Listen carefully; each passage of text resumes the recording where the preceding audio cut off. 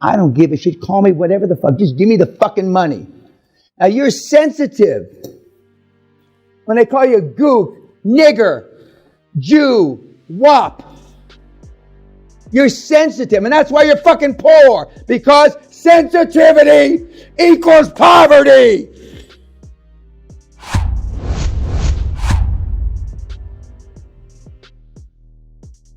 I keep seeing this simple pattern, and he said when you... Well, all these guys are rocket science. You mean simple because they're stupid? Yeah, they are. They're asking more questions than what they actually need. They're like, Correct. And all the questions, including this group, are based on your own lack of self-esteem, lack of self-confidence, those things. See, you can hear these guys say it 100 fucking times, but if you have a phobia, like that word kick, or whatever that long word is, fear of everything. If you have that, I don't give a shit. For 1,000 years, I can bring people up to tell you, it's going to be all right. It's going to be all right. It's like when you're little, I was afraid of the dark when I was little. Nothing's there to hurt you. Nothing's there to hurt you. And then, but I'm still afraid of the dark, okay, until I got bigger. And then, but they ask the same questions based on their inadequacies. And when I say that you got 5 bullet points when you're going to talk to the banks, and I mean 5, not 4, not 3, not 6, 5. No matter what question they ask you, it's like a politician. The politicians get 1,000 questions, they have 3 answers, right? You've got 5, so you've got 2 more than the average politician. And you start with, as Dr. Joe said, and you add the word free cash flow covers debt service, okay? Free cash flow, and then then they tick a bunch of boxes, and then they go down to the next series of questions.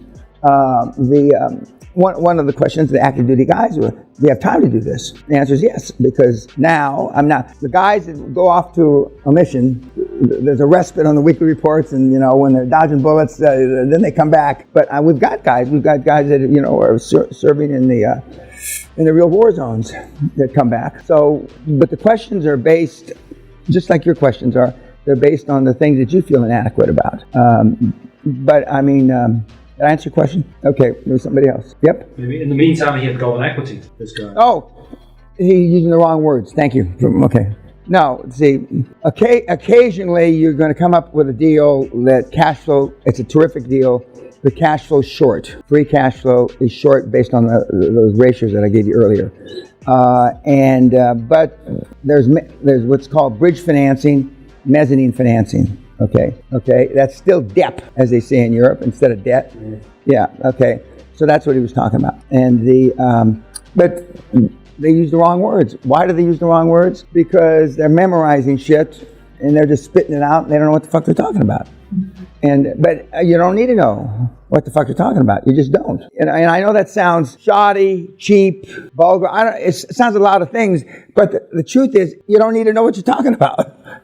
This is not brain surgery. And I've looked at brain surgery on YouTube. I could fucking take a tumor out of your brain. No problem. I might lose the first 2 or 3 years, but, I didn't put the clamp in the right place to cut off the bleeding, but it's not rocket science. We're not putting a man on Mars. And they don't know anything. And the guys that are recently out of the military or still in the military, just like for the slightly different reason than the pretty women have it easier, because the trend now is to try to help vets, even ask more so than the government. When I got out of the military, they spit on me, literally spit on me. I had to carry a fucking baseball bat to fight my way to class. So in 50 years, the world's changed, thank the Lord. But now it's, now thank you for your service. 50 years ago, that wasn't the case. So, but the guys that are in the military or just transitioning out of the military have it slightly easier. Anything else about Tom? Yes, sir. There was the case of delayed fees. Delayed fees. And they lied. Yes. No. Before. Oh. See, they're going to get delayed fees. You may even get an engagement letter that doesn't have delayed fees in it. And so, because you're naive, you write in your weekly report, why doesn't it have? Because you don't have them. Either you don't have them, they forgot, which I know they didn't forget, okay? Or they lied to you. And and what they'll say is quite often the delayed fees is handshake deal. And you know what handshakes mean, okay? It's a handshake deal. And But as soon as they agree to delayed fees in your meeting, you go back and you send an email. You have templates for this. Pursuant to our meeting of 3 seconds ago, we have agreed these bullet points. Bam, bam, bam, bam.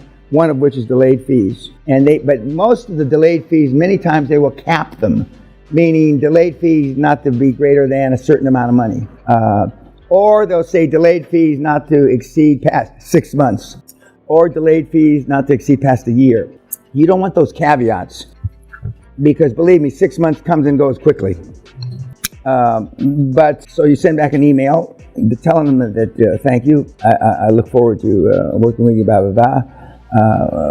While we don't anticipate cratered deals, cratered meaning deals that die, delayed fees will certainly be helpful in our managing our time and our resources and some bullshit like that. I didn't put any of that bullshit. You will. I mean, some of the emails, some of the rejection emails that you respond to, it's like you're talking to your dying mother, you know. That's all. It's not necessary. Thank you very much. That's it. When they say no, it's thank you very much, click. Or fuck you, click. And there are people, and when you hear Josh, when do we listen to Josh? Okay. Okay. When you hear Josh, I mean, his discussions are 3 minutes, 4 minutes total from the time he picks up the phone. His meetings are short too. And what does that tell you? You know, it tells you that you're hesitant to get to the real crux of the conversation. You're hesitant to get to the crux, meaning the important part of the conversation, because you're scared to death they're going to say no. And at my 50-year reunion, I remember practicing for 3 weeks to ask my first date out when I was a 10th grader in high school, which would have been a sophomore, I guess. And then what she looks like now, or not now, 5 years ago. Fuck, I practiced 3 weeks in front of the motherfucking mirror to ask this woman out. Jesus Christ, you know? And of course now they're all little frumpy grandmothers now, you know? And they have the grandmother look, little pudgy little things, you know? But I practice. But I've always been a guy that practiced. I used to practice in front of the Great Dane. When he sat like that, I had his attention. And then he'd do the downward dog and he'd stretch, and then I knew as soon as he put one paw on the other paw, I didn't have him anymore. So I'd drill her up, you know, give him a biscuit, up, and I'd start over again. Once a bank rejects you, do you ever go back to? Yep. Okay, now a guy that's probably watching here, we had a guy, he made 20 presentations to banks. They all said no. The 21st, 22nd, 23rd, 24th, and 25th said yes, banks. The first 20, he was learning his craft, so to speak, right? His pitch. When he closed the deal, he then had a party. Everybody that's no to him, every lawyer, every accountant, every bank, every seller, every institution was invited to this party in San Francisco. It was a fuck you party. And I told him it was a waste of money. It wasn't, because everybody was going around, oh God, you didn't get into Jamie's deal either, huh? Jesus, you know, he's really telling us to fuck off, isn't he? And that's exactly. And so then it was a thing. It was a thing of beauty. I underestimated it. I really did. Yeah. And so Lucinda Burke, who was a superstar of 25 years ago.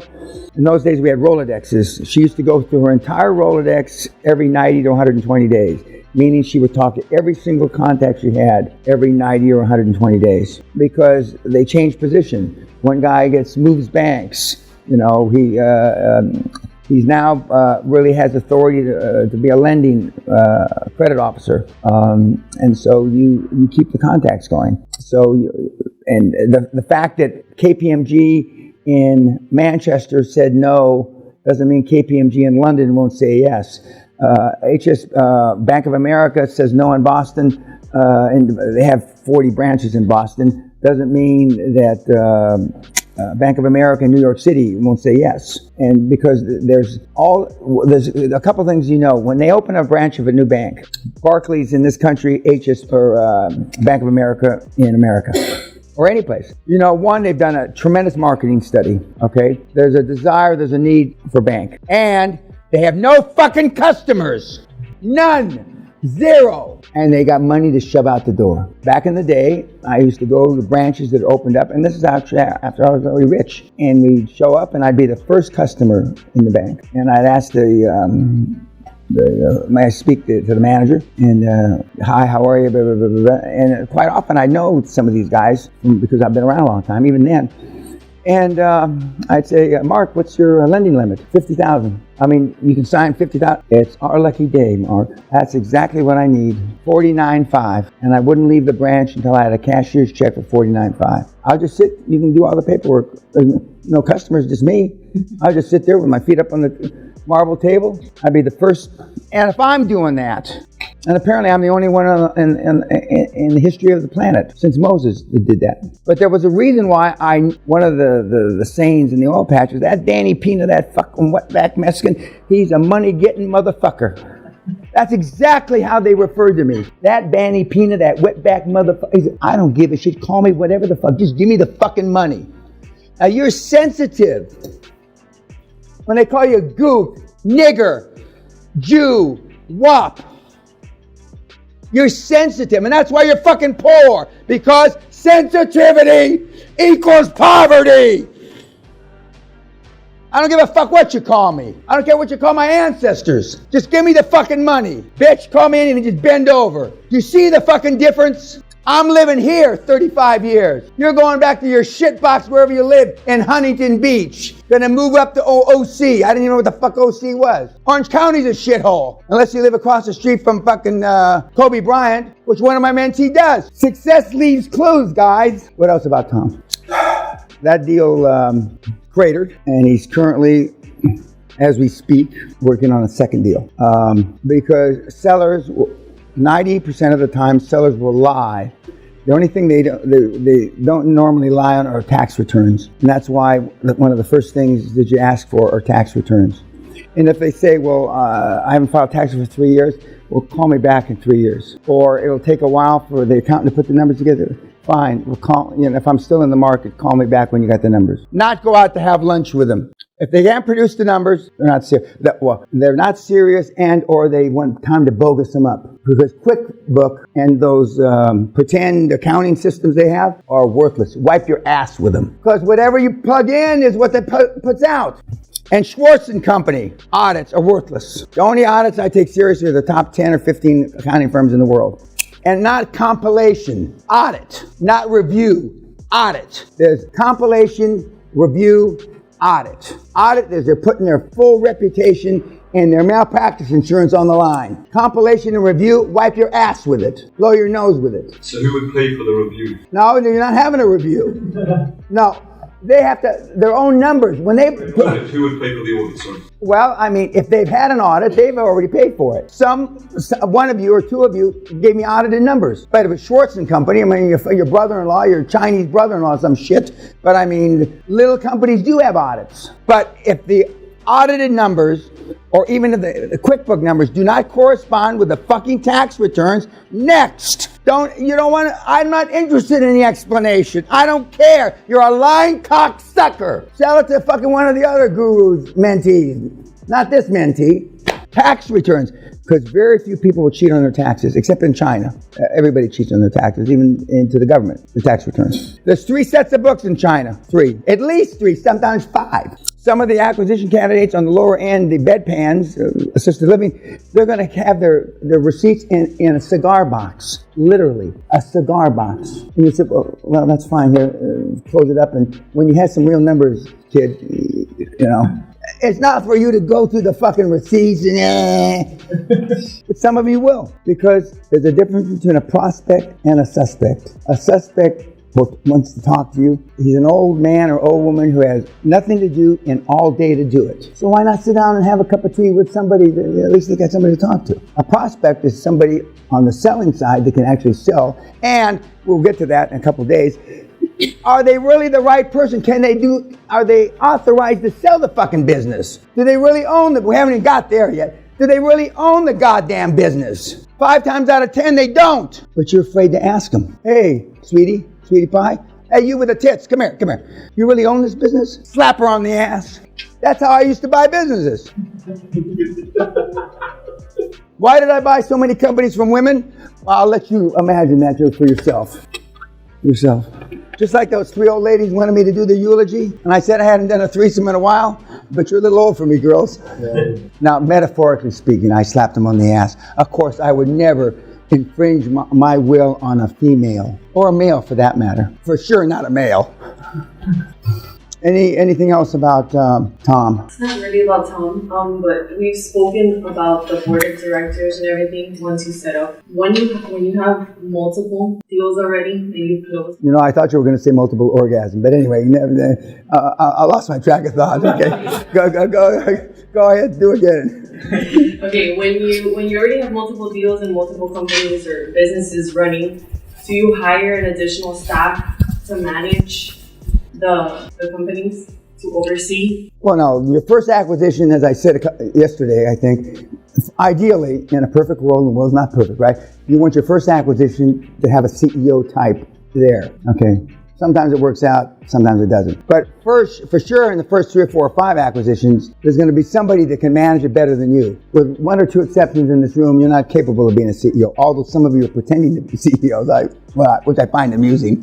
But you're not capable. So hopefully you'll find one in the first 3 or 4 or 5 acquisitions. Okay,